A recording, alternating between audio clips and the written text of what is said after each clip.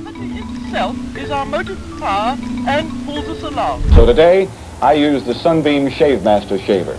Do not be alarmed by noise in an air raid.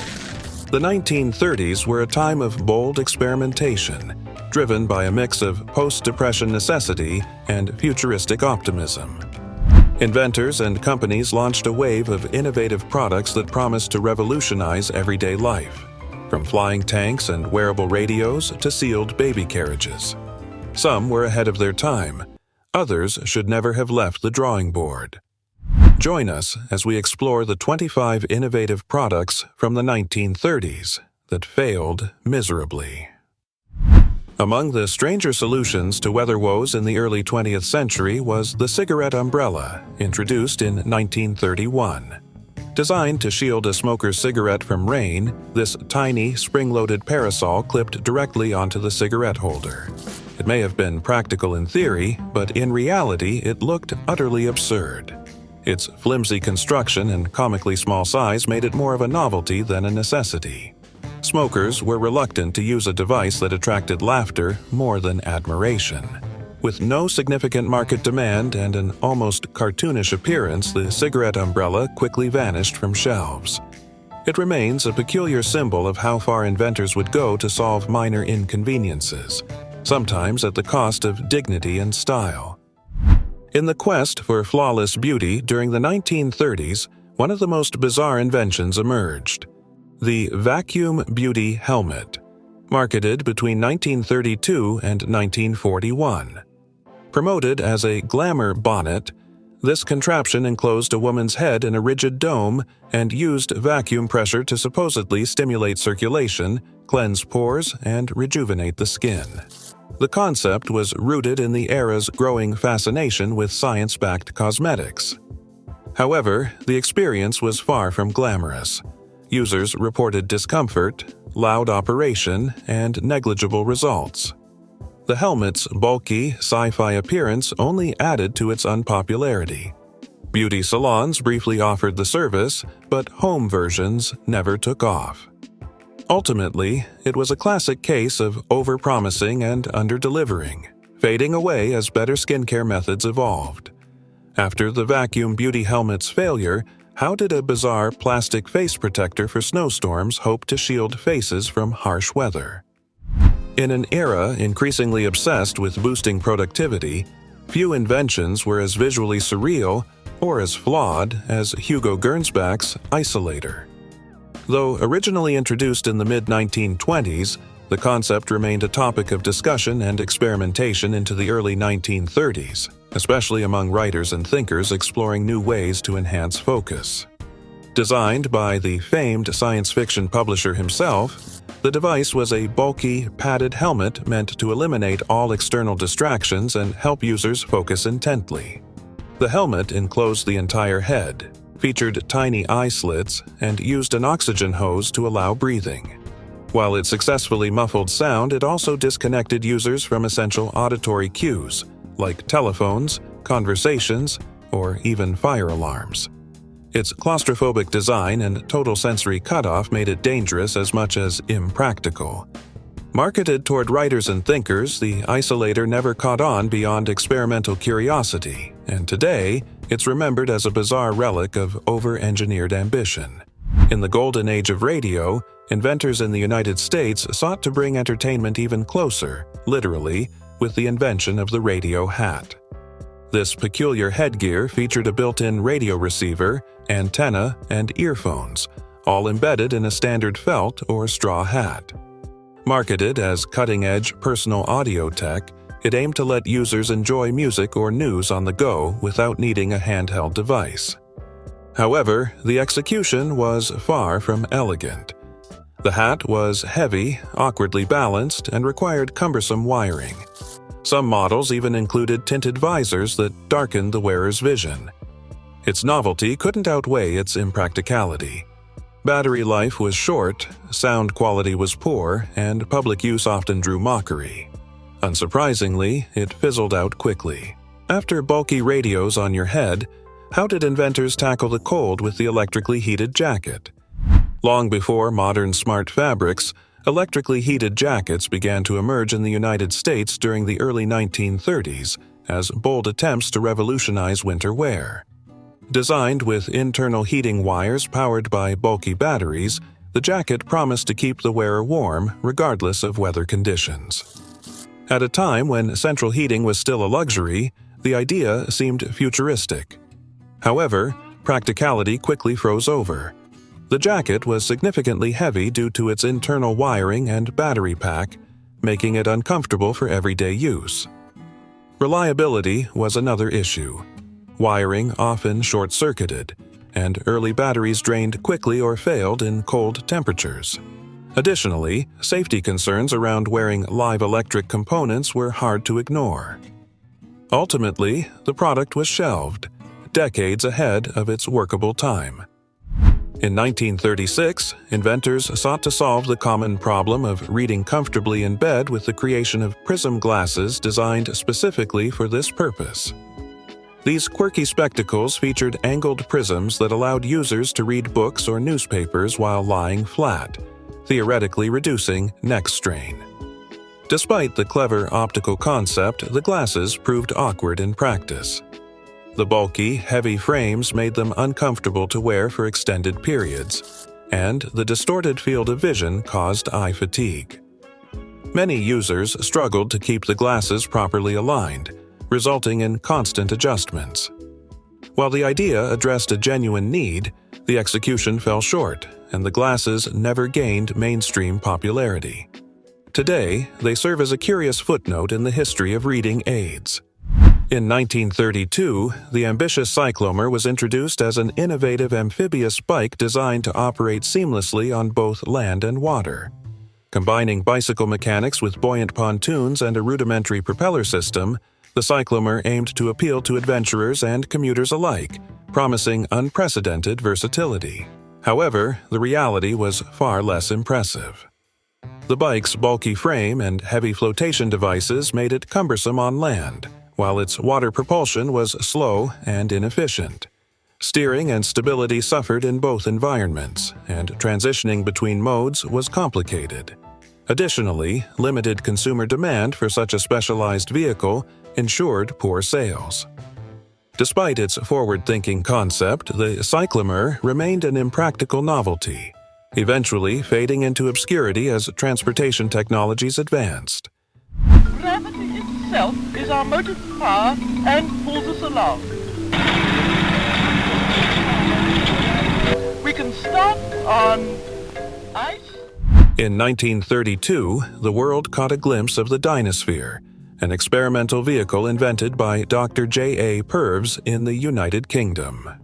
Resembling a giant rolling hoop with a seat and motor inside, the single-wheel vehicle was inspired by a Leonardo da Vinci sketch and aimed to revolutionize personal transportation. The Dynasphere could technically move forward and turn, but its flaws quickly became evident. Steering was clumsy.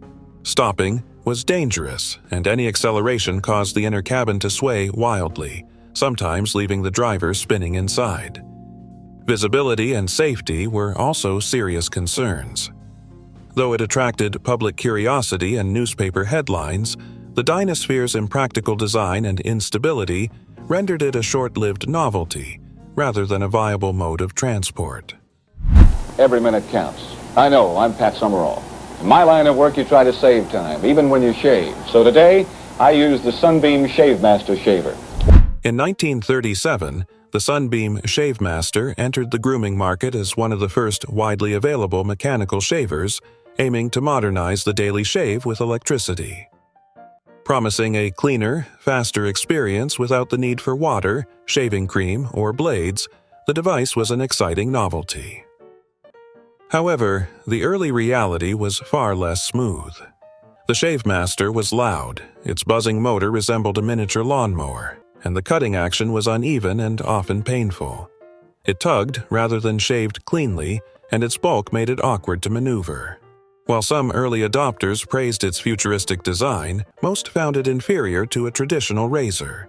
Despite its shortcomings, the Shave Master helped spark the development of better electric shavers that would eventually dominate the market. Not even tear gas proved effective. The Dutch widely believe that all this was pent-up ill-feeling going back to the wedding of Princess Beatrix.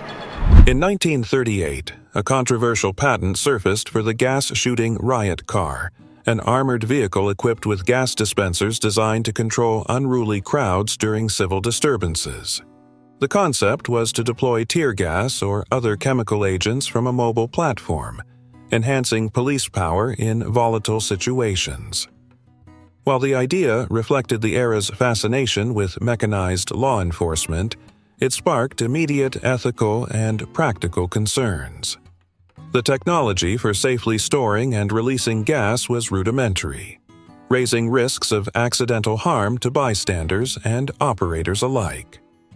Public backlash against such aggressive crowd control measures was strong, and thankfully, the vehicle was never constructed.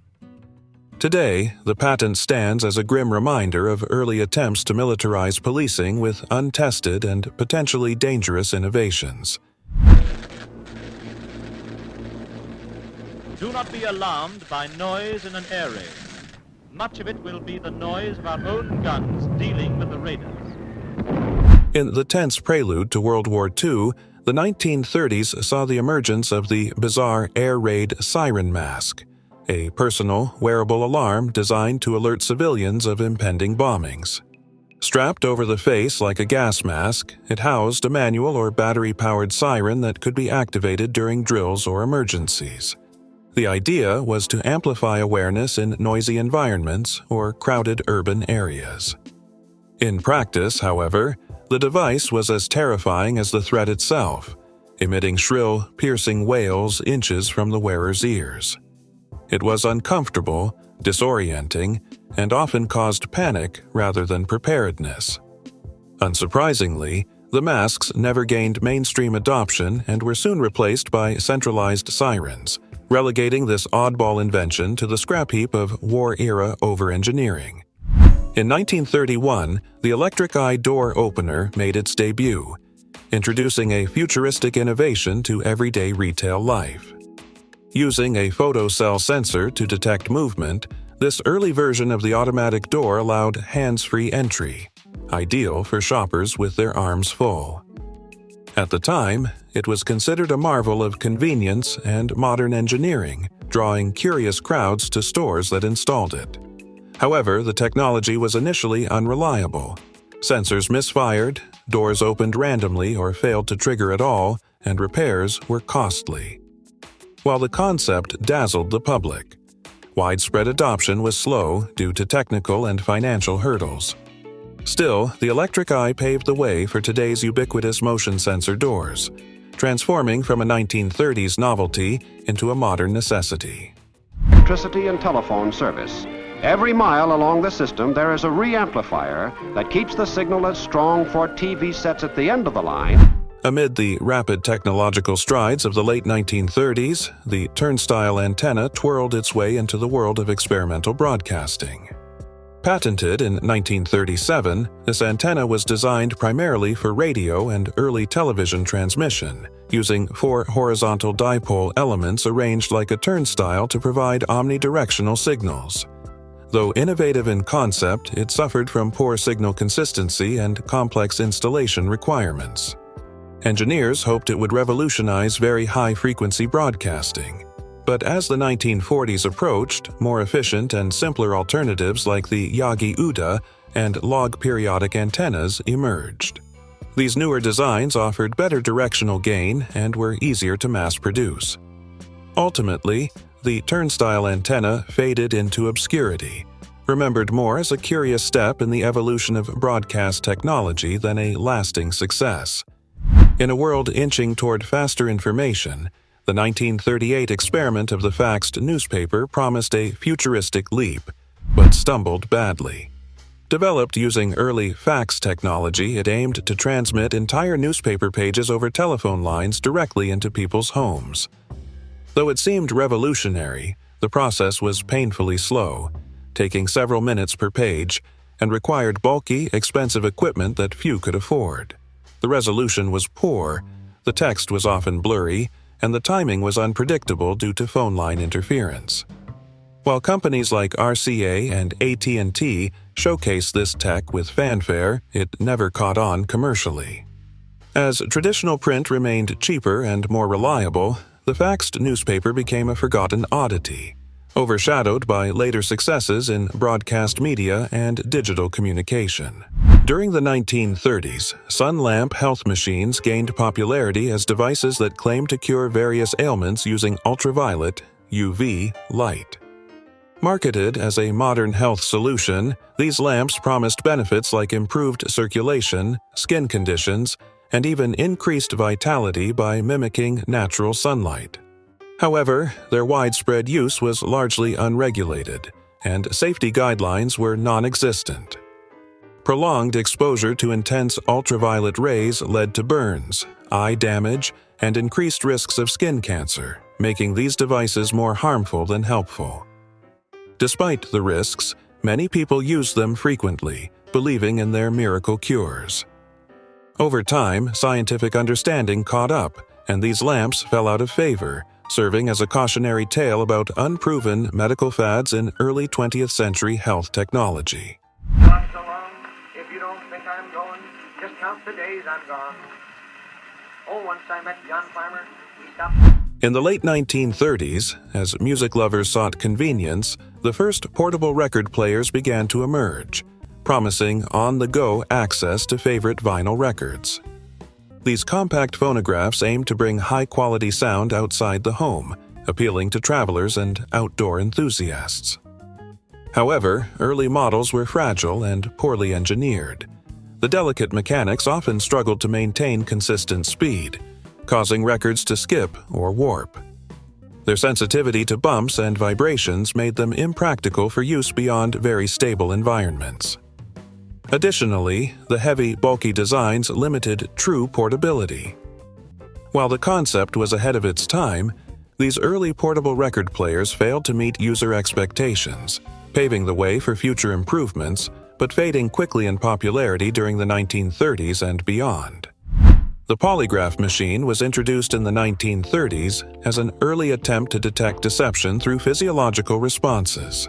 Commonly known as a lie detector, it measured indicators such as heart rate, respiration, and perspiration to assess a subject's truthfulness. However, early versions were plagued with technical issues. The machines were bulky, operated solely on battery power, and often produced inconsistent or unreliable results. Limited battery life restricted their use, and the lack of precise sensors reduced their accuracy. Although the concept intrigued law enforcement and scientists, the technology was still too primitive for widespread adoption. As a result, the early polygraph machine became more of a scientific curiosity than a dependable investigative tool. In 1938, amid growing fears of chemical warfare, inventors introduced the gas-proof pram, a sealed baby carriage designed to protect infants from gas attacks. This heavily fortified stroller featured airtight compartments and a transparent face shield intended to filter out harmful airborne toxins. While the concept reflected serious wartime concerns, the pram was wildly impractical for everyday use. Its bulky construction made it extremely heavy and difficult to maneuver, frustrating parents who needed portability and ease. The over-engineered design prioritized protection at the expense of comfort and convenience. Additionally, the technology to effectively filter gas in such a small device was limited. Ultimately, the gas-proof pram never gained popularity, becoming a cumbersome symbol of an anxious era rather than a lasting innovation. In the early 30s, Crosley introduced the icy ball refrigerator, an innovative non-electric cooling device designed for homes without reliable electricity. Powered by kerosene, this compact refrigerator used a clever absorption refrigeration cycle, where the icy ball was heated to create cooling in a sealed unit.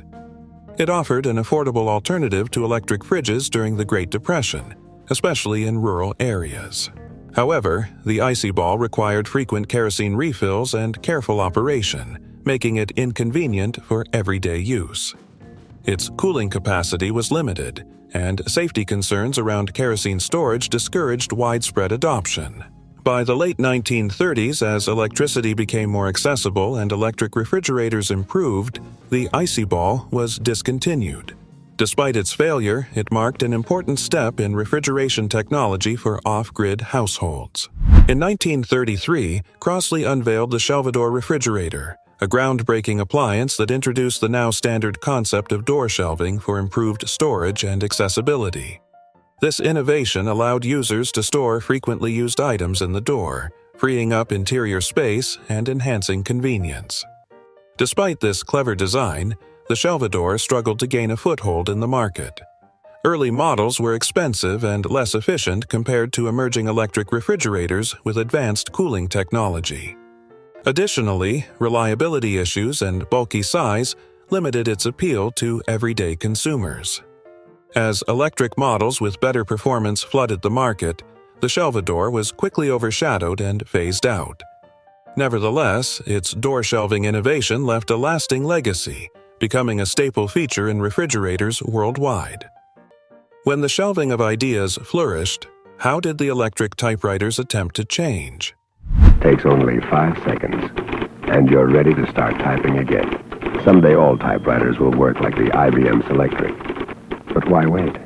In 1935, IBM introduced the Model 01 electric typewriter, marking a significant step toward automating the typing process.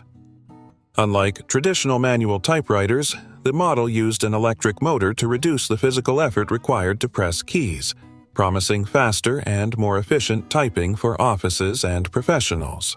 However, the early electric typewriters were bulky, heavy, and expensive, limiting their accessibility to large businesses and wealthy individuals. The technology was still in its infancy, so the machines were prone to mechanical issues and required regular maintenance.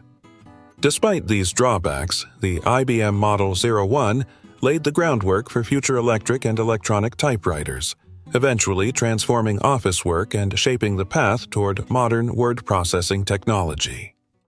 In 1930, the Majestic brand launched a line of all-electric refrigerators and radios, positioning itself as a premium appliance manufacturer during a time when electric home devices were gaining popularity.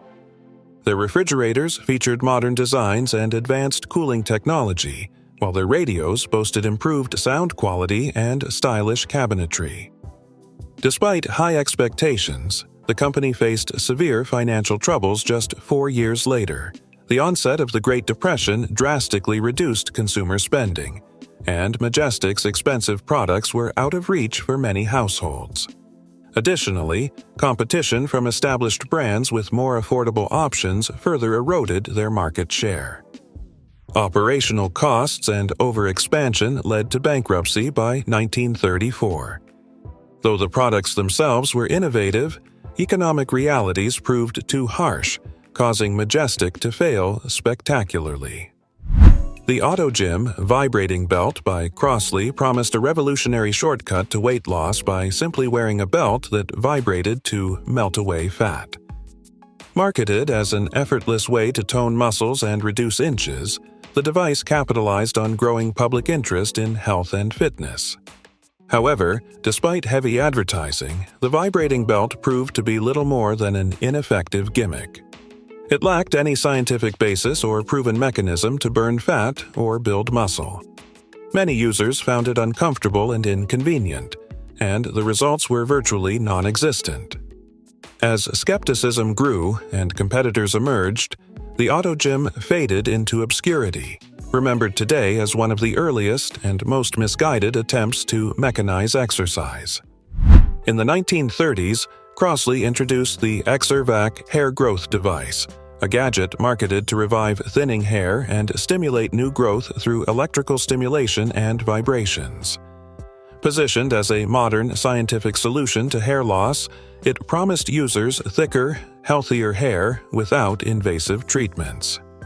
Despite the optimistic claims and sleek design, the device failed to deliver any measurable results. Users reported little to no improvement, and medical experts of the time dismissed it as pseudoscience. Additionally, the electrical components were prone to malfunction, and some users experienced scalp irritation. Although it attracted initial curiosity, the Exervac hair growth device quickly lost credibility and disappeared from the market, joining a long list of ineffective beauty gadgets of the era.